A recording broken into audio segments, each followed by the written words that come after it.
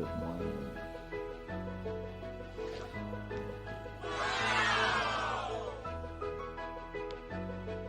Good morning sa lahat.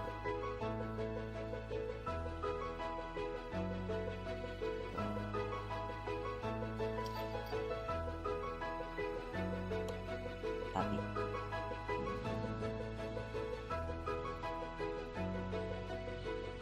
Paano mo ginagawang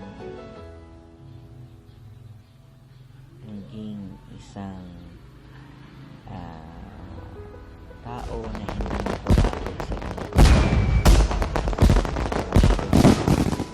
mga trials, challenges, mga pagsubok sa buhay? So, kami-taps ganito lang yung gawin mo. Kailangan, huwag kang ma-focus sa problema. Dapat, hanapin mo or gawin mo is solusyon. Yan ang pinakamagandang gawin sa buhay. Any aspect. Kasi kung nabubuhos lahat ng attention mo sa nakikita mo sa paligid is puro problema, merong nangyayari na feedback sa buhay mo na ikaw talaga yung nagiging part of the problem ka. So dapat maging part of the solution ka, no? So yun lang, para ma-overcome mo yung challenges sa buhay.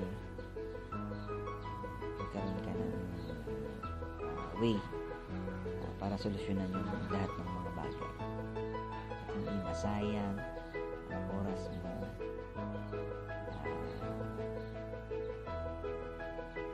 sa focus lang sa problema.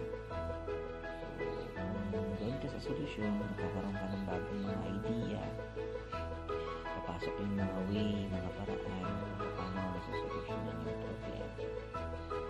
Alright? Good morning.